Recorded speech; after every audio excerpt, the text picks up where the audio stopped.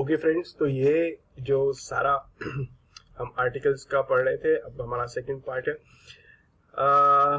Well, दा को हमें कहाँ यूज करना है? जोग्राफिकल फीचर्स के साथ। ये मैंने ऑलरेडी यहाँ पे टाइप करके रख दिया है आपके लिए। अब मैं आपको इसको एक्सप्लेन भी कर देता हूँ। ठीक है, तो आपको यूज करना है दा को नेम्स ऑफ रिवर्स के साथ, ओशंस के साथ, सीज के साथ, ठीक है, कैनाल्स के साथ। ओके, यहाँ पे आप थोड़ा सा ध्यान दो।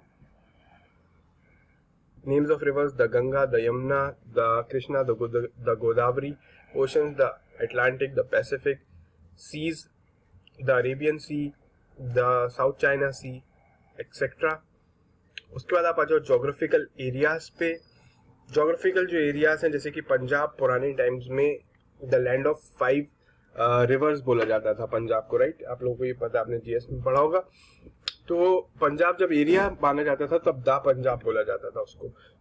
अब वो स्टेट है, स्टेट के नाम के साथ दा नहीं लगता है, लेकिन जोग्राफिकल एरियाज के साथ दा लगता है। ओके, डेजर्ट्स के नाम के साथ आपको दा यूज करना है compulsory. The Sahara, the Thar desert. Mountain ranges, जैसे कि मैंने लास्ट पार्ट में भी बताया था। ओके, फॉरेस्ट के नेम के साथ भी दा लगता है, ठीक है। The black forest, the red forest, जो भी हो उसके साथ आपको दा लगाना है। फॉरेस्ट के नाम के साथ भी दा लगाना है। एक्चुअली क्या है, इंग्लिश में स्टूडेंट्स की भी गलती नहीं है। कंफ्यूजन क्यों हो जाता है? क्योंकि कुछ बुक्स में कुछ नॉलेज दी रहती है, कुछ में कुछ दी रहती है, कंप्लीट नॉलेज कहीं नहीं मिल पाती। इसीलिए इंग्लिश में आपको एक गाइड का होना बहुत जरूरी है, जो आपको सब जगह से अपने एक्सपीरियंस के हिसाब से सही गाइड कर पाए। गल्फ के साथ दा लगता है, the gulf of San Francisco, etcetera. Peninsulas का अगर कोई सा नाम है, कुछ नाम है, तो पेनिनसुला के नाम के साथ भी दा लगेगा, ठीक है। यानी उस नाम में पेनिनसुला वर्ड आना चाहिए, वरना इंडिया भी पेनिनसुला है तो हम द इंडिया नहीं बोलेंगे। ओके, ग्रुप ऑफ लेक्स, अब ये इंपॉर्टेंट है, यहाँ पे ध्यान देने के योग्य है ये वाली चीज, that you have to use with the names of groups of lakes. आपको द यूज करना है। माउंटेन रेंजेस के साथ आपको द यूज करना है, ठीक है। द ग्रेट लेक्स, लेक्स के ग्रुप का नाम है, इसलिए हम यहाँ पे द यूज करेंगे। माउंटेन रेंजेस का, जैसे मैंने आपको बताया था, the Himalayas, the Alps, the Vindhyas, the Satpura, सब माउंटेन रेंजेस के नाम के साथ दा का यूज किया जाएगा। ओके, और चेन्स ऑफ आइलैंड्स के साथ हमें दा का यूज करना है, यानी ग्रुप ऑफ आइलैंड्स के साथ भी हमें दा का यूज करना है, ठीक है। जैसे the Andaman and Nicobar islands, the Lakshadweep islands, the Greek islands, etcetera. Okay, लेकिन don't use the with names of single mountain. जैसे माउंट एवरेस्ट है, उसके साथ दा यूज नहीं होगा। K2 है, दा यूज नहीं होगा। गंगोत्री है, दा यूज नहीं होगा। सिंगल माउंटेन्स के नाम है। माउंट आबू है, दा यूज नहीं होगा, ठीक है। सिंगल लेक है अगर, तो उसके साथ भी दा का यूज नहीं होगा। एक सिंगल लेक का नाम आ रहा है, वहां पे दा यूज नहीं होगा उसके साथ, ठीक है। और सिंगल आइलैंड है तो उसके साथ भी दा यूज नहीं होगा। जैसे कावरत्ती है आइलैंड, अगाती आइलैंड है, लक्षद्वीप में है, ये सब ये सिंगल नाम है, सिंगल आइलैंड के नाम है, इनके साथ दा का आपको यूज नहीं करना है कभी भी। तो ये आपने देखा अच्छे से। अब आप देखो, अब आपको एक और इंटरेस्टिंग चीज बता दूंगा। डायरेक्शंस के नेम के साथ, है ना, use the with names of directions and सब डायरेक्शंस। ओके, तो आपको दा का प्रयोग करना है डायरेक्शंस के नेम्स के साथ। डायरेक्शंस यानी कि साउथ ईस्ट, नॉर्थ वेस्ट, और sub direction south east, north east, इस तरह से आपको यूज करना है, ठीक है।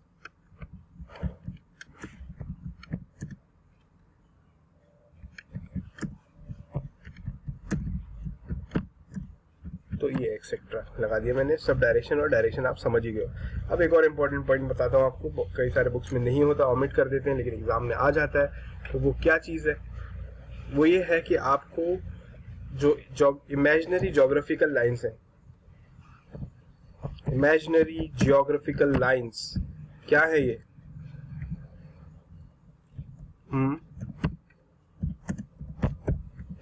बच्चों, ये इमेजिनरी जोग्राफिकल लाइंस हैं the Tropic of Cancer, the equator, इन सब के साथ आपको द का यूज करना है।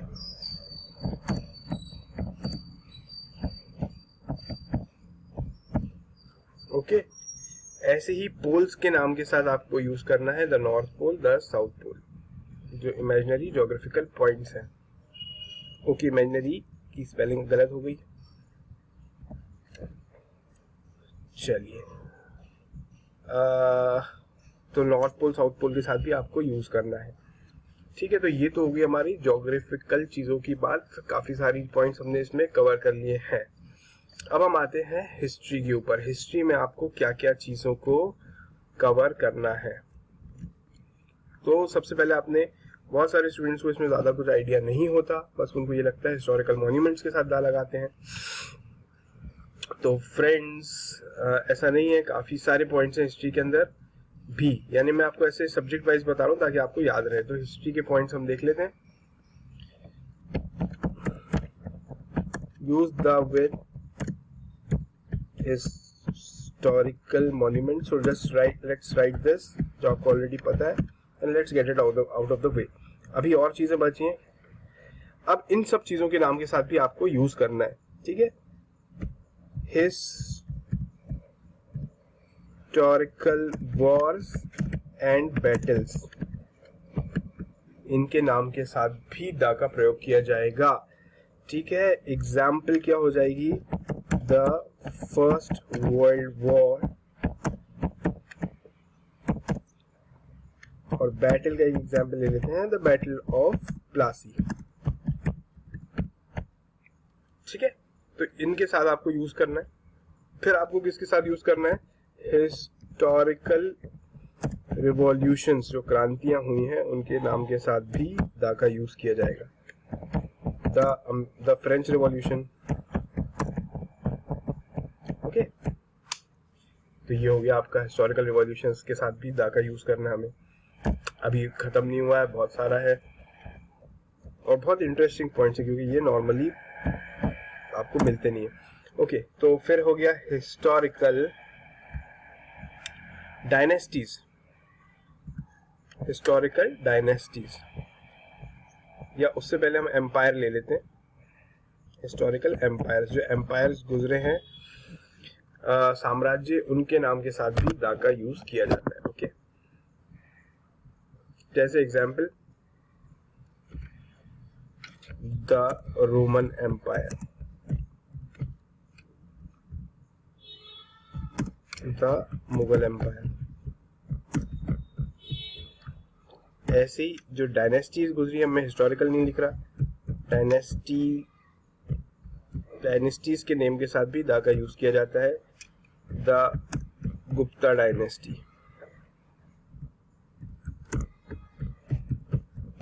ठीक है। ऐसे और कुछ भी हो सकता है। तो एम्पायर्स हो गए, डायनेस्टीज हो गए, रिवॉल्यूशंस हो गए, वॉर्स हो गए और बैटल्स हो गए, डायनेस्टीज हो गई। अब एजेस, जो एजेस गुजरी हैं, जो हिस्टोरिकल एजेस हैं, तो अब इसमें सबसे पहले तो हमारा द स्टोन एज,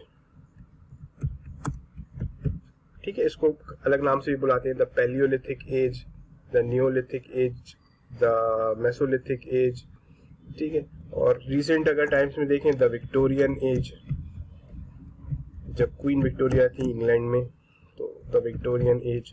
इस तरह से इनके साथ भी आपको द लगाना है, ठीक है। अब आप इसको थोड़ा सा एक just have a look at this what we have got here. So use the with historical monuments. पहला पॉइंट है हिस्टोरिकल वॉर्स एंड बैटल्स के नाम के साथ जो युद्ध हुए हैं और जो महायुद्ध हुए हैं उनके नाम के साथ आपको यूज करना है।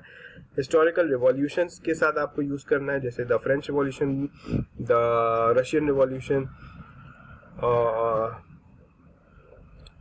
क्रांतियां, इनके साथ आपको यूज करना है। हिस्टोरिकल एम्पायर, जो एम्पायर्स गुजरे हैं, the Roman Empire, the Mughal Empire, उनके साथ आपको द यूज करना है। डायनेस्टीज के नाम के साथ आपको द यूज करना है, the Gupta dynasty, the Maurya dynasty. Ages और जो युग गुजरे हैं, the Stone Age, the Victorian Age, इनके साथ भी आपको द का यूज करना है। अब हिस्ट्री से ही रिलेटेड आगे बढ़ा देते हैं, थोड़ा सा हिस्ट्री से अब ये रिलेटेड नहीं है एक्चुअली तो, बट फिर भी म्यूजियम्स। देखो आपको कितनी नई नई चीजें पता चल रही है। नेम्स ऑफ म्यूजियम्स, म्यूजियम्स के नाम के साथ दा का यूज किया जाता है। होटल्स, रेस्टोरेंट्स, ठीक है, ये फ्रेंच वर्ड है इसलिए इसके एंड के कंसोनेंट प्रोनाउंस नहीं किए जाएंगे। जैसे आप एक वर्ड देखते हो ना, BOUQUET, ठीक है, इसको क्या बोलते हैं हम, इसको हम बुके बोलते हैं, जो आप टीचर्स वगैरह को देते हो टीचर्स डे पे, ठीक है, या किसी, वो बुके जो होता है उसकी स्पेलिंग ये है। तो ये फ्रेंच वर्ड है, फ्रेंच लोग एंड का जो कंसोनेंट साउंड होता है उसको प्रोनाउंस ही नहीं करते, इसलिए इसको बुके बोला जाता है। ऐसी रेस्टोरेंट्स जो है ना, इसको भी एंड का टी साउंड हम नहीं बोलेंगे, रेस्टोरेंट सही प्रोनाउंसिएशन है उसका, ठीक है। तो होटल्स, रेस्टोरेंट्स, म्यूजियम्स, थिएटर्स, इन सब के नाम के साथ भी दा लगता है। ओके, द ताज, रेस्टोरेंट का कोई भी नाम आपके जो सिटी में उसमें लगा दो, म्यूजियम में लगा दो, तो इस तरह से इनके अंदर भी दा का यूज किया जाता है। ओके, तो हमने काफी सारा ज्योग्राफी से कवर किया, इसमें काफी सारा हमने हिस्ट्री से कवर किया। ओके, नाउ हम देखते हैं कुछ जनरल रूल्स हैं, जैसे कि नेम्स ऑफ न्यूज़पेपर्स, इनके साथ भी द का यूज किया जाता है। The Times of India, but also the Dainik Bhaskar, the Punjab Kesari. So it does not matter किस लैंग्वेज में, बट अगर न्यूज़पेपर है तो आप उसके साथ आपको द का यूज करना है, ठीक है। Similarly the is also use with names of magazines,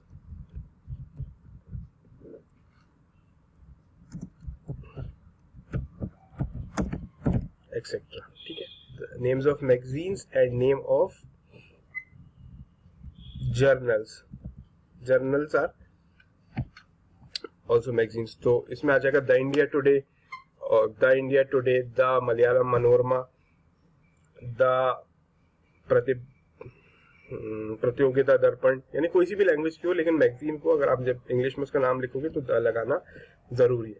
तो न्यूज़पेपर्स हो गए, मैगजीन्स हो गई, फिर होली बुक्स के साथ, ठीक है। सो डिफरेंट होली बुक्स हैं, उनके साथ आपको द लगाना है। एंड एपिक्स वो होते हैं जो हिस्टोरिकल बहुत बड़े बड़े ग्रंथ हैं, जिन्हें ग्रंथ कहा जा सकता है, उनके साथ भी हमको द लगाना है। नॉर्मली इंग्लिश लैंग्वेज में जैसे इलियाड है बाय होमर, उसके साथ द लगता है, ठीक है। तो होली बुक्स में आपको पता ही है, the Gita, the Bible, the Quran, the Mahabharata, the Ramayana. Epics में होमर्स इलियाड है तो द लग जाएगा। इसमें एक रूल आप और देख लो ताकि आपको कंफ्यूजन नहीं हो। द कब लगेगा, अगर उस ऑथर का नाम है वहां पे तब द नहीं लगेगा। जैसे कि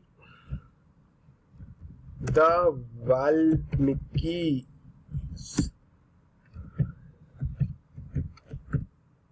ठीक है। तो ये क्या है, द वाल्मीकि रामायण, यहाँ पे ऑथर का नाम दिया हुआ है, उन्होंने दिया है कि नहीं, तो यहाँ पे द लगाना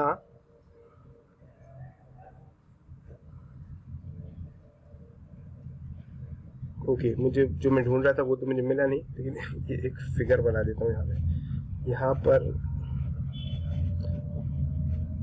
द लगाना गलत है। द वाल्मीकि रामायण, ये क्या हो जाएगा, ये गलत है बिल्कुल, ठीक है। ऐसे उस ऑथर का नाम आ रहा है तो उससे पहले द नहीं लगेगा, लेकिन अगर आप द हटा दो तो ये करेक्ट है। अब इसको भी हटा देते हैं हम यहाँ से, ये हट गया। तो वाल्मीकि रामायण होगा, लेकिन अकेला जब नाम उस होली बुक का आ रहा है या ग्रंथ का आ रहा है तब आप उसमें द लगाओगे, ठीक है। तो ये एक चीज आपको ध्यान में रखना है, जिसने उस बुक को लिखा उसका नाम आ रहा है वहां पे तब द नहीं लगता है, right. So this is all for our class today, और इसी क्लास को आप कंटिन्यू करेंगे। तो आप देख रहे हो कितना कुछ सीखने को मिल रहा है, इसको आप अच्छे से रिवाइज करो, और हम ऐसे करते जा रहे हैं, आपको याद आएगा कि सर ने ये चीज टाइप की थी।